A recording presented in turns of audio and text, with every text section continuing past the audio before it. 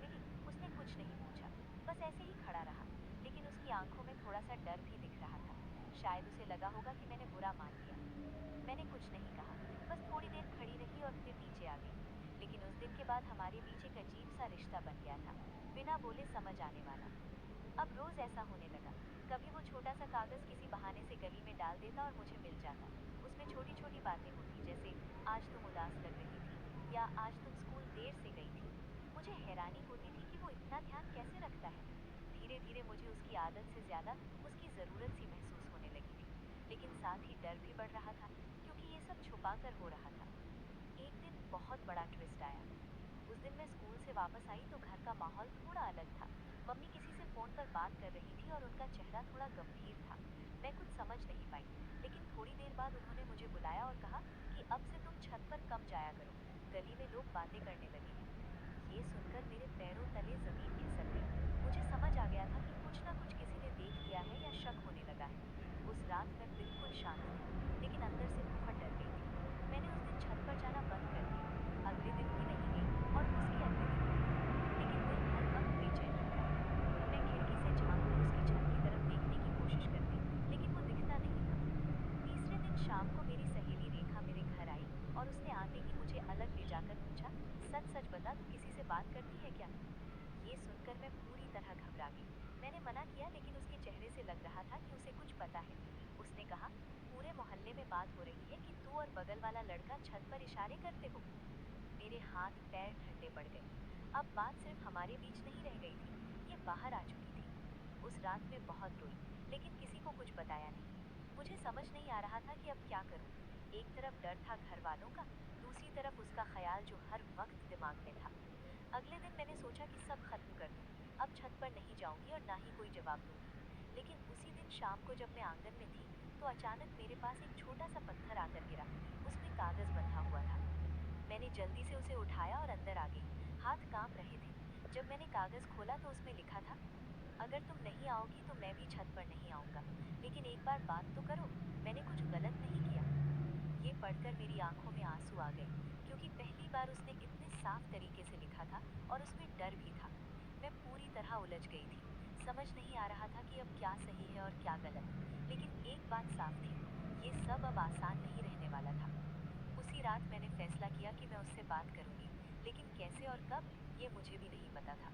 और यहीं से हमारी कहानी में असली मोड़ आने वाला था, क्योंकि अगली बार जो होने वाला था, वो सिर्फ हम दोनों के बीच नहीं रहने वाला था, बल्कि हमारे घर वालों तक पहुंचने वाला था। और उसके बाद सब कुछ पहले जैसा नहीं रहने वाला था। उस रात के बाद मैं बिल्कुल बदल गई थी। बाहर से सब पहले जैसा ही था। मैं सुबह उठी, स्कूल गई, घर का काम किया, सब कुछ वैसे ही चलता रहा। लेकिन अंदर से जैसे कुछ गहरा जुड़ चुका था।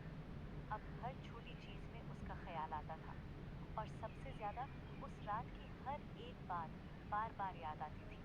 उसकी आवाज, उसका मेरे पास बैठना, उसका हाथ पकड़ना, वो सुकून जो मैंने पहली बार महसूस किया था। उसके बाद हम रोज नहीं मिल पाते थे, लेकिन अब मौका मिलते ही एक दूसरे को देखने की कोशिश करते थे। अब नजरों में पहले वाली झिझक नहीं थी, बल्कि एक अपनापन था, जैसे हम बिना बोले भी बहुत कुछ समझ जाते थे। लेकिन साथ ही डर भी बढ़ता जा रहा था, क्योंकि अब बात सिर्फ दिल तक नहीं रही थी, अब ये सब सच में हो चुका था। कुछ दिन ऐसे ही निकल गए। फिर एक रात फिर से उसका मैसेज आया। इस बार उसने लिखा, आज मिल सकते हैं क्या? मेरा दिल फिर से तेज धड़कने लगा। मैं कुछ देर तक सोचती रही, लेकिन इस बार मैंने ज्यादा देर नहीं लगाई। मैंने सिर्फ इतना लिखा, हाँ। उस रात का इंतजार पहले से भी ज्यादा था। जब सब लोग सो गए, तो मैं फिर धीरे धीरे उठी, और इस बार मेरे कदम पहले से कम कांप रहे थे, लेकिन दिल में हल्की सी घबराहट अभी भी थी। मैं चुपचाप घर से बाहर निकली और उसी जगह पहुंची जहां हम पहले मिले थे। वो पहले से वहां खड़ा था, जैसे उसे पूरा यकीन था कि मैं आऊंगी। जैसे ही मैं उसके पास गई, उसने बिना कुछ बोले हल्की सी मुस्कान दी, और इस बार हम पहले से ज्यादा करीब खड़े थे। ना कोई जल्दी, ना कोई हड़बड़ी, बस एक सुकून था। हम धीरे धीरे चलकर गली के उसी कोने में बैठ गए, जहां कोई हमें आसानी से नहीं देख सकता था। उस रात हम पहले से ज्यादा खुले थे। हमने अपने डर के बारे में बात की, घर वालों के बारे में बात की, और ये भी कि आगे क्या होगा। लेकिन इन सब बातों के बीच भी एक चीज साफ पा रहे थे। धीरे धीरे बात करते करते कब हम एक दूसरे के और करीब आ गए पता ही नहीं चला। इस बार जब उसने मेरा हाथ पकड़ा तो मैंने उसे रोका नहीं, बल्कि खुद उसका हाथ थोड़ा और कसकर पकड़ लिया। उस पल में कोई डर नहीं था, बस एक एहसास था कि मैं उसके साथ सुरक्षित हूँ। हम दोनों बहुत देर तक ऐसे ही बैठे रहे, कभी बात करते, कभी चुप हो जाते, और बस एक दूसरे के साथ उस पल को महसूस करते रहे। रात की खामोशी में हर छोटी बात भी खास लग रही थी, जैसे समय रुक गया हो। कुछ देर बाद मैं उसके कंधे के पास आकर बैठ गई और उसने भी धीरे से अपना सिर मेरी तरफ झुका लिया। हम दोनों बस ऐसे ही बैठे रहे, बिना कुछ कहे। उस पल में कोई जल्दी नहीं थी, बस साथ रहने का सुकून था। कभी कभी हम एक दूसरे को देखते और हल्का सा मुस्कुरा देते, जैसे बिना बोले ही सब कुछ कह दिया हो।